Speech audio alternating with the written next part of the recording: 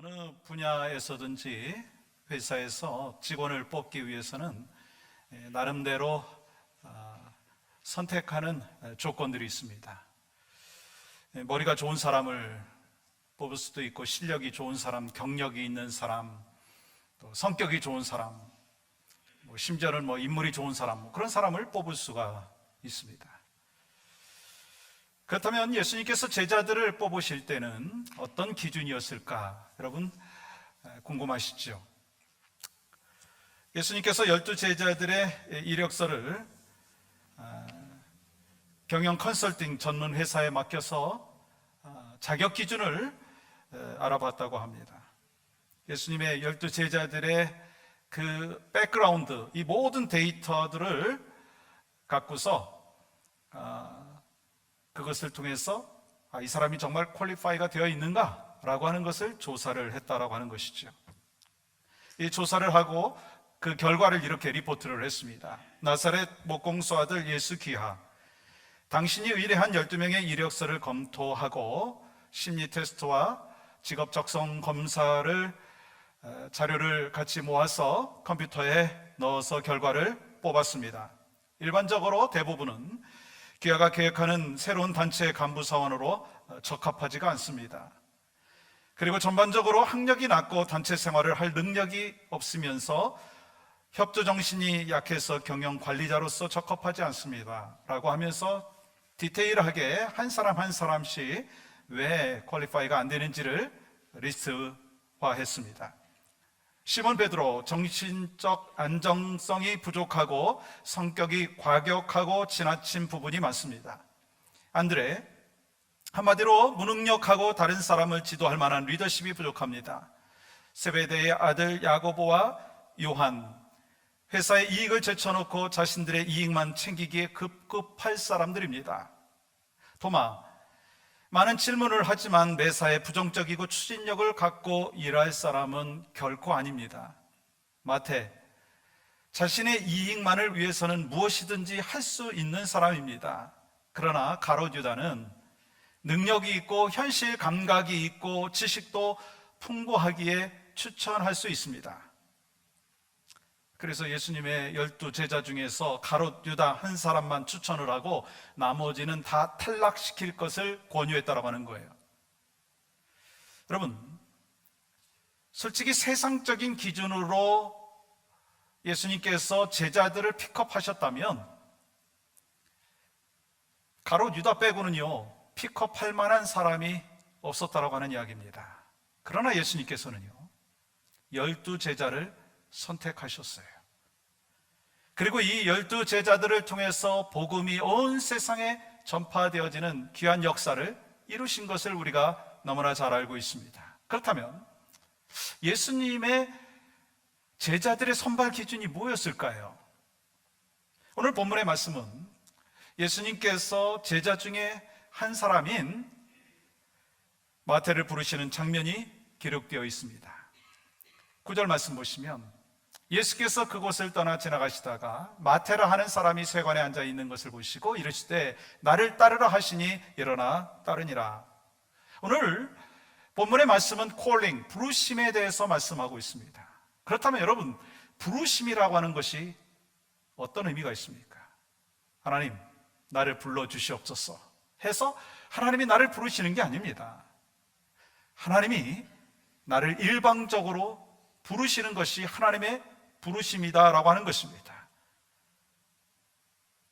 그렇기 때문에 하나님의 부르심에는요 은혜가 아니면 부르실 수 없는 것이다라고 하는 것입니다. 하나님께서 부르실 만한 자격이 있어서 부르신 것이 아니기 때문에 오직 하나님의 은혜로 인하여 불러주셨다라고 하는 것입니다. 아니, 오히려 선택받지 못할 만한 사람들이었음에도 불구하고 하나님께서 선택하시고 불러주셨다는 거예요. 그것을 가장 잘 설명해 주는 사람이 누군지 아세요? 오늘 본문에 나오고 있는 세리 마태입니다. 마태는 세리였어요. 당시 세리는요 로마 정부의 권력에 힘입어가지고 동족인 이스라엘 백성들에게 세금을 걷어들이고 또한 그 세금으로 자신의 배를 채우는 사람들이었습니다. 그렇기 때문에 유대인들에게는요 이 세리가 증오와 또한 멸시의 대상이었습니다.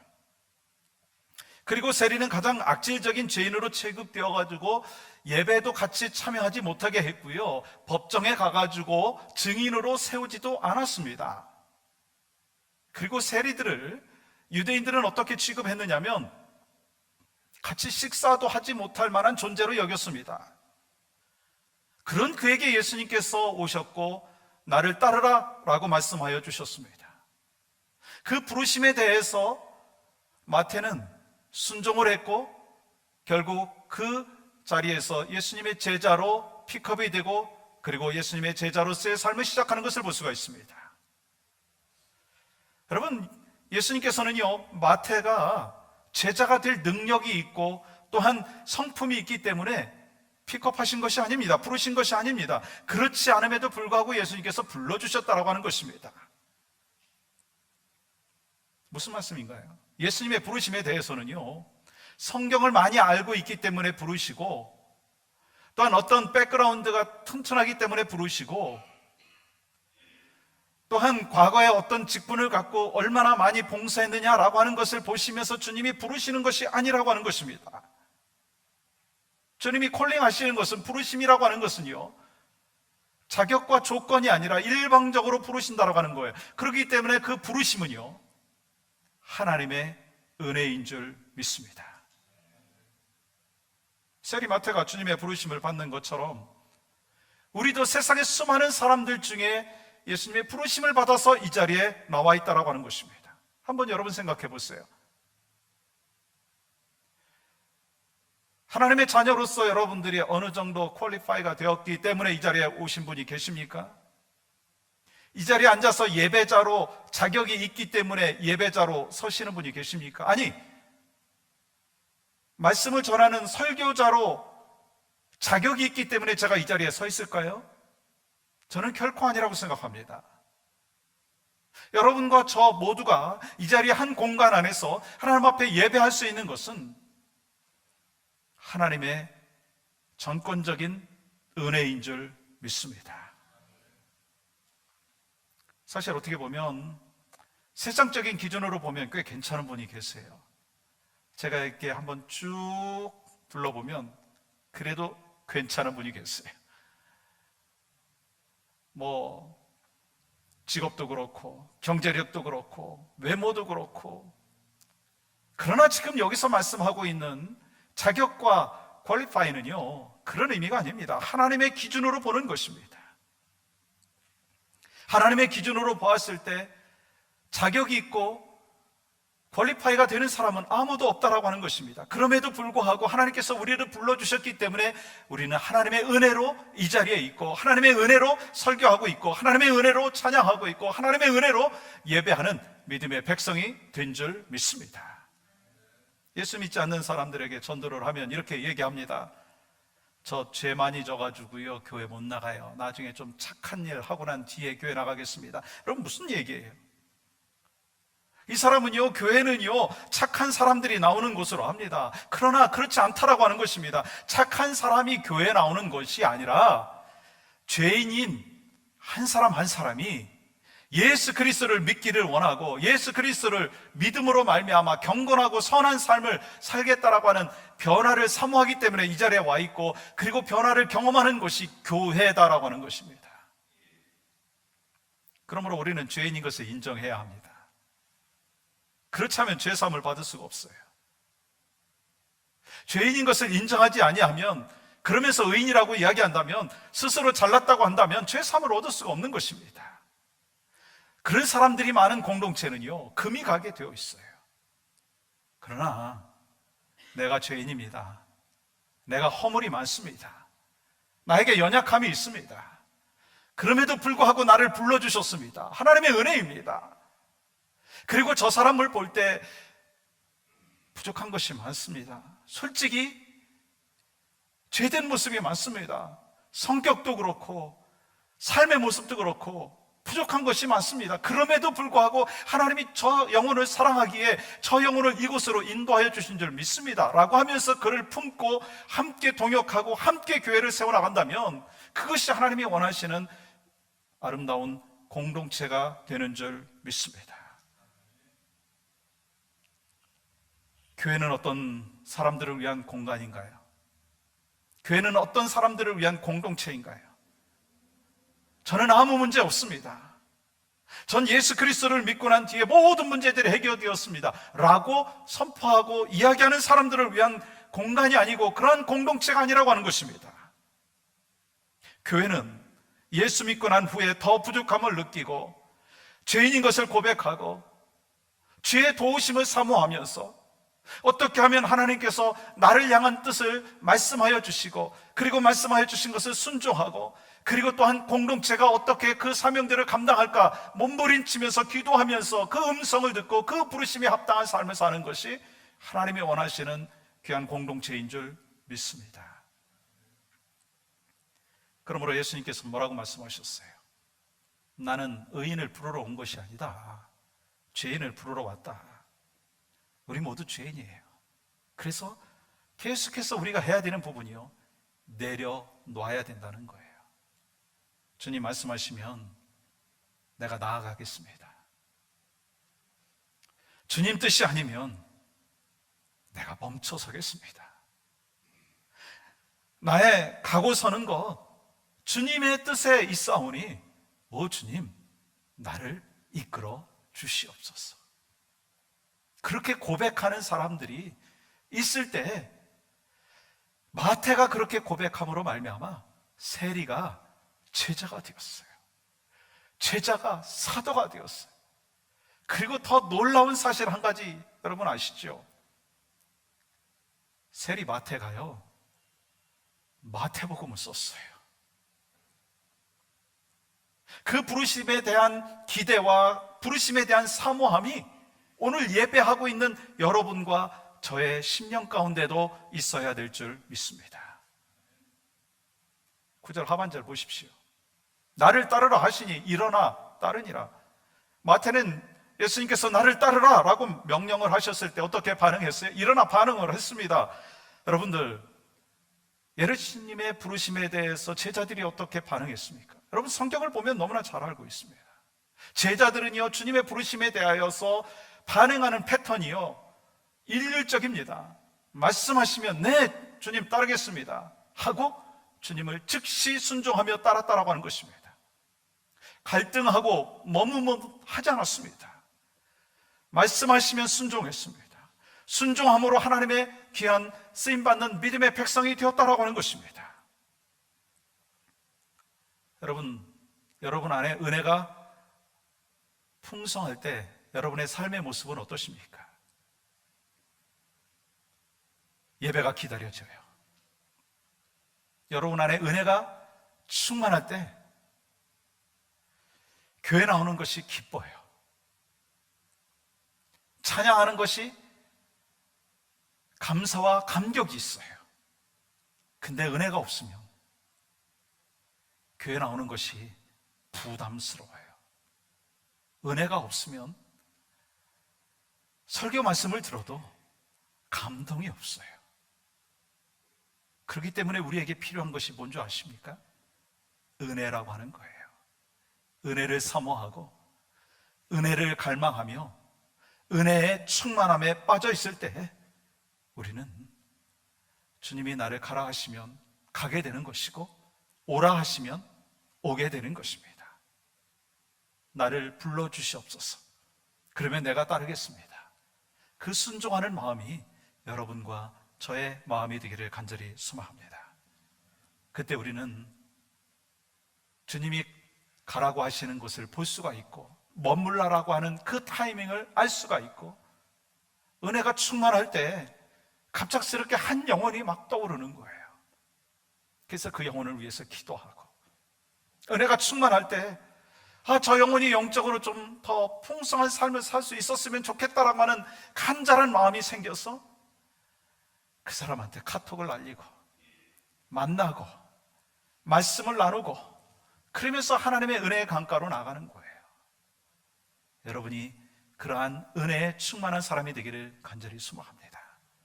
그리고 그 은혜에 충만한 사람이 여러분에게 접근했을 때 여러분을 향하여서 귀한 하나님의 음성을 간접적으로 전할 때 아멘으로 받고 순종하고 함께 따라가는 믿음의 삶이 우리의 삶이 되기를 간절히 주님의 이름으로 축복합니다. 근데 여러분, 나를 따르라고 하는 주님의 부르심에 대해서 함께 나오는 단어가 있어요. 항상 부르실 때 동일하게 같이 나오는 단어가 있더라고요. 그 단어는 뭐냐면 버려두고라고 하는 거예요. 베드로는 그물을 버려두고, 야고보와 요한은 아버지와 배를 버려두고, 그리고 오늘 본문에 나오는 마태는 뭘 버려뒀는지 아세요? 마태복음 5장 28절 말씀 보시면 그가 모든 것을 버리고 일어나 따르니라. 뭘 버려뒀다고요? 모든 것을 버려뒀다는 거예요. 그렇다면 여러분한테 한번 질문해 보겠습니다. 예수님의 12 제자 중에서 가장 큰 대가를 치르면서 제자가 되었던 사람이 누구일까요? 이렇게 쉬운 질문인데 대답을 안 하시면 잠시 졸음 가운데 있었다고 이야기할 수도 있을 것입니다. 바로 마태죠. 왜냐하면 베드로를 비롯한 과반수 이상의 제자들은요, 어부 출신입니다. 그래서 언제든지 다시 돌아갈 곳이 있었어요. 다시 돌아갈 일터가 있었어요. 그곳이 어디예요? 바닷가예요. 그런데 마태는 돌아갈 곳이 없어요. 실질적으로 여러분, 제자들 중에 예수님의 그 십자가의 사건을 직접 보고 난 뒤에 제자들이 뭐라고 얘기했습니까? 나는 물고기 잡으러 가노라, 그렇게 얘기했어요. 근데 마태는 부르심에 순종함으로써 세상적인 기준으로 보면은요, 모든 것을 잃어버렸어요. 더 이상 돈을 벌 수가 없습니다. 그러므로 마태가 갖고 있었던 모든 것, 에브리띵을 버리고 주님 앞에 따랐다라고 하는 것입니다. 여러분 어떠신가요? 주님을 향하여 따라오는 믿음의 백성으로 주님이 부르셔서 여러분이 반응하고 따라오고 있다면 여러분은 무엇을 버리셨습니까? 여러분이 버리신 것이 무엇입니까? 과거에 갖고 있었던 옛 내 생각, 내 고집, 내 습관, 내 가치관, 그것을 버리셨습니까? 주님은 우리를 향하여 말씀하십니다. 나를 따르라. 우리는 주님의 부르심에 대해서 반응하는 가운데 해야 될 일이 한 가지 있다는 거예요. 버려두고, 내 생각을 버려두고, 내 고집을 버려두고, 그렇게 하나님 안에서 살아가는 자가 하나님이 원하시는 믿음의 백성인 줄 믿습니다. 본문에서 마태는 예수님의 부르심에 순종하는 과정에서 어떤 마음을 표현하는지 여러분 성경을 보면 참 마음속에 따뜻함이 있어요. 성경은 마태를 제자로 부르시는 부르심에 대해서 각기 다르게 표현을 하고 있는데요, 마가복음과 누가복음의 말씀에 보면 마태라고 하지 아니하고 그냥 레위라고 표현을 했어요. 근데 마태복음을 쓴 이 마태는 세리 마태라고 소개하고 있어요. 그리고 예수님의 12 제자의 명단을 기록한 곳이 마태복음, 마가복음, 누가복음, 사도행전인데요, 유일하게 마태복음에서만 세리 마태라고 기록하고 있어요. 무슨 의미입니까? 마태는 자신이 과거의 세리였다라고 하는, 부끄러운 죄인이었다라고 하는 것에 대해서 숨기지 않았어요. 왜냐하면 과거에는 내가 부끄러운 죄인이었고 매국노였지만 이제 예수 그리스도를 만나고 예수 그리스도 안에서 살고 있기 때문에 나는 더 이상 부끄러운 존재가 아니다라고 자신 있게 이야기하면서 자기를 드러내고 있는 것입니다. 여러분 가운데 과거가 부끄러운 분이 계실 수도 있어요. 여러분이 죄 가운데 있었기 때문에 그것이 드러나질까 봐 연연하고 걱정하는 분도 있을 수 있습니다. 그러나 그 과거가 중요한 것이 아니라 내가 죄인이었음에도 불구하고, 세리였음에도 불구하고 주님께서 나를 불러주시고 내가 반응했고 하나님의 자녀가 되었고 이제는 떳떳하게 하나님 안에서 살고 있습니다라고 이야기할 수 있는 놀라운 은혜가 있는 것을 분명히 기억한다면 내 과거를 부끄러워하는 것이 아니라 지금 내가 이 자리에 하나님의 백성으로 하나님의 자녀로 서 있다라고 하는 것에 대해서 떳떳하게 선포하고 하나님 안에서 살아가는 믿음의 백성들이 되어야 될 줄 믿습니다. 예수님은 그런 죄인들을 부르실 때 나를 따르라 라고 말씀하셨어요. 그때 따르다라고 하는 헬러의 원어의 의미는요, 뒤를 따르는 것, 팔로워입니다. 근데 또 다른 한 가지의 의미가 있습니다. 함께 같은 길에 서다입니다. 따르다라고 하는 단어에는 함께 같은 길에 서다라고 하는 의미가 담겨져 있다는 것입니다. 주님이 우리를 향하여 나를 따르라 라고 말씀하실 때는 주님이 앞서가시고 내가 주님의 뒤를 따라가는 것으로 우리는 여기지만 실질적으로는요, 주님이 앞에 가시면 나는 바로 옆에 주님과 함께하고 동행하고 있다라고 하는 것입니다. 그게 주님이 우리를 향하여 부르실 때 약속해 주신 것입니다. 네가 따라오면 내가 끌어줄게. 물론 끌어주십니다. 그러나 주님께서 우리를 향하여 말씀하시는 것은 나를 따르라. 그러면 너와 함께 하겠다. 내가 너와 동행하겠다. 내가 너와 일생을 함께하는 하나님의 역사를 경험하는 귀한 삶을 살 수 있도록 인도하겠다. 그리고 격려하고 위로하고 세워주고 축복해주는 하나님 안에서의 삶을 우리는 살게 될 줄 믿습니다. 그게 주님을 따를 때 하나님께서 우리에게 주시는 축복이라고 하는 것입니다. 마태는요, 예수님 만나고 너무 좋았어요. 너무 기뻤어요. 그래서 예수님을 집으로 인바이트 했어요. 초대해서 반응했죠.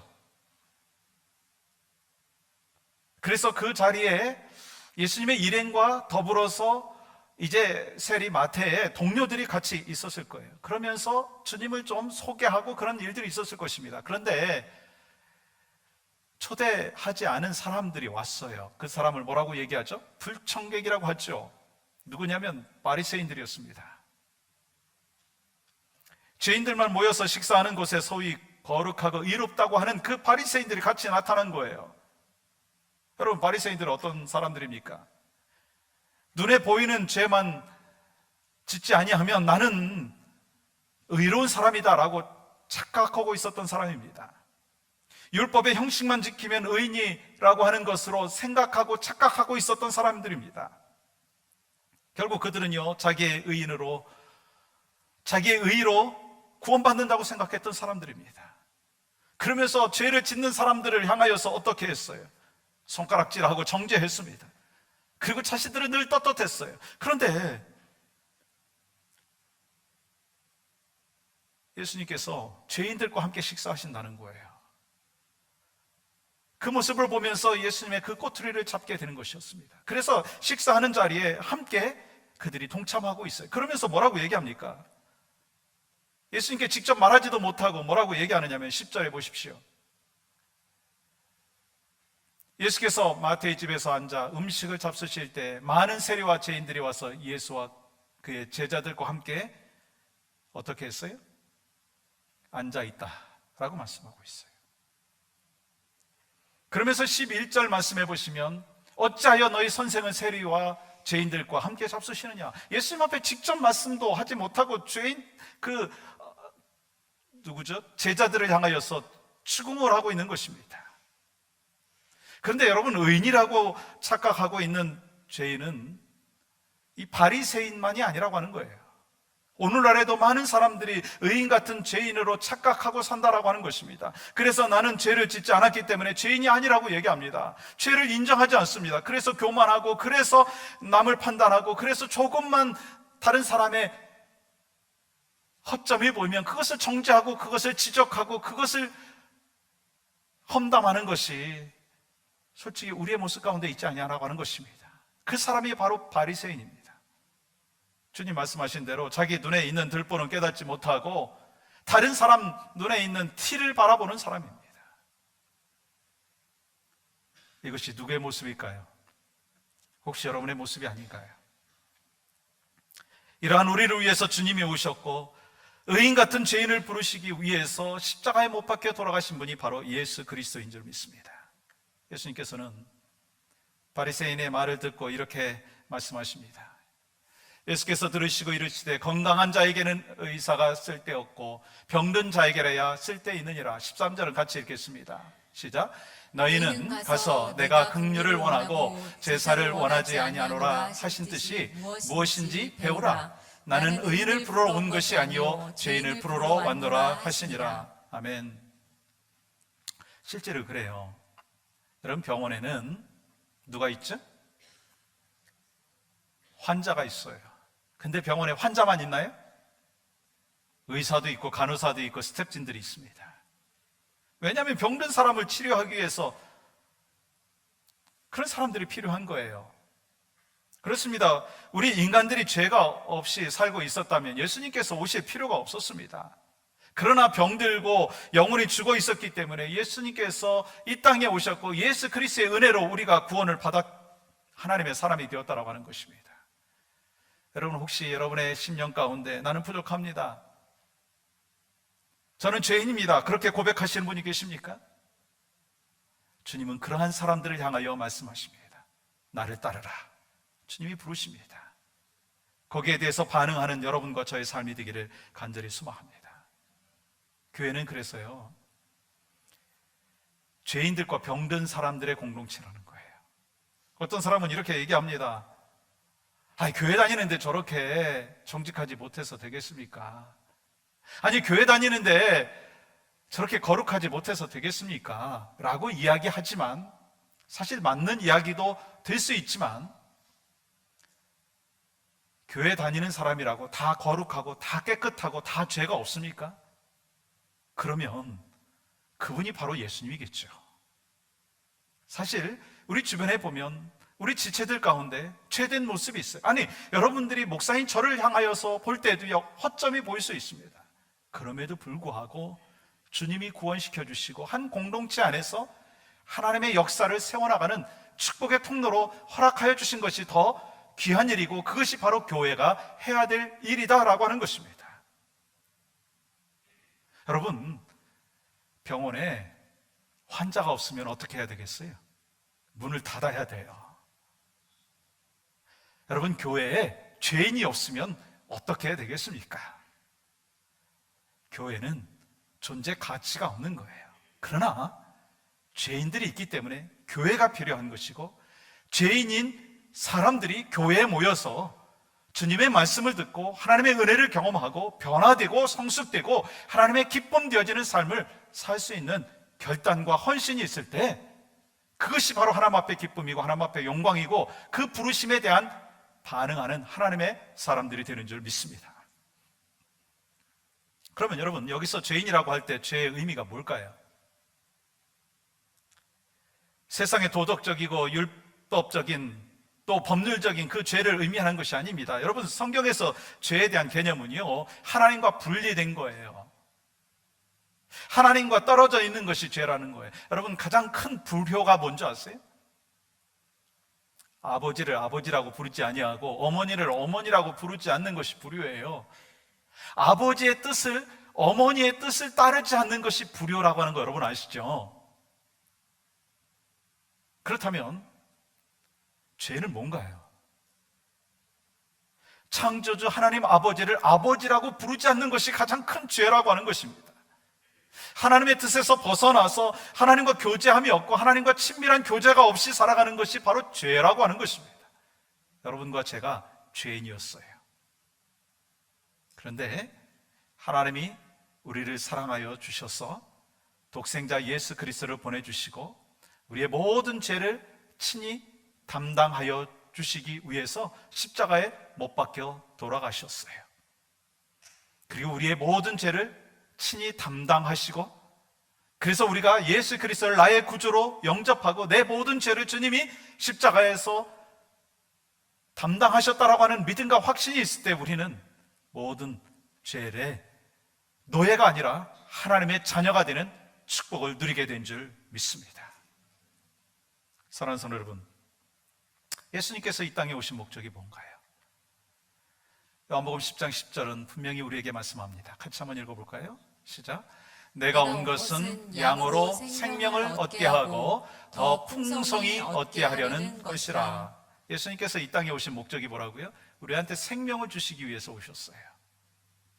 여러분, 그 생명 다 받으셨나요? 이쪽 동네만 받으시고 이쪽 동네는 지금 덜 받으셨나요? 우리 모두가 생명을 받은 줄 믿습니다. 근데 생명을 받았을 뿐만 아니라 더 풍성히 얻게 하기 위함이라는 것입니다. 근데 살다가 보면 자신의 한계를 넘어서는 일들이 너무나 많이 나타납니다. 내 힘보다 더 무거운 짐이 나를 억누를 때가 있어요. 내 에너지보다 더 큰 짐이 나한테 주어질 때가 있어요. 이 상태를 우리는 과부하 상태, 오버로드 상태라고 이야기합니다. 이때 나타나는 증상이 뭐예요? 지쳐요. 짜증나요. 원망이 나오고 삶이 피곤해요. 부부 생활도, 직장 생활도, 교회도 그럴 수 있어요. 그렇다면 여러분한테 한번 질문해 보겠습니다. 여러분은 지금 흘러 넘치는 삶을 살고 계십니까? 아니면 쥐어 짜는 삶을 살고 계십니까? 여러분, 흘러 넘치는 신앙생활을 하고 계십니까? 아니면 쥐어 짜는 신앙생활을 하고 계십니까? 여러분은 이끌어가는 삶을 살고 계십니까? 아니면 이끌림을 당하면서 살고 계십니까? 여러분은 흘러 넘치는 삶을 살기를 원하실 것입니다. 이끌어가는 삶을 살기를 원하십니다. 그럼 어떻게 이끌어가시고 어떻게 흘러 넘치는 삶을 살 수가 있느냐는 것입니다. 그것은 부르심에 대한 확신이 있어야 돼요. 부르심에 대한 확신이 있어야 된다는 것입니다. 여러분, 왜 이 자리에 와 계십니까? 주님이 여러분을 부르셔서 이 자리에 와 계신 줄 믿습니다. 여러분, 왜 예배자의 자리로 서 계십니까? 주님이 부르셔서 여러분은 예배자의 자리로 나오시고 예배에 동참하고 계신 줄 믿습니다. 여러분이 왜 남편이고 여러분이 왜 아내이십니까? 아내로 불러주시고 남편으로 불러주셨다라고 하는 것입니다. 여러분을 목사로, 여러분을 권사로, 여러분을 집사로, 여러분을 구역장으로, 여러분을 아빠로, 여러분을 엄마로 불러주신 분명한 부르심에 대한 확신이 있을 때 우리는 어떠한 난관과 아픔 속에서도 이겨나갈 수 있는 하나님의 사람이 되는 줄 믿습니다. 이번 한 주간 살아가시면서 하나님의 부르심에 대한 확신을 회복하는 귀한 믿음의 지체들이 되시기를 주님의 이름으로 간절히 축복합니다.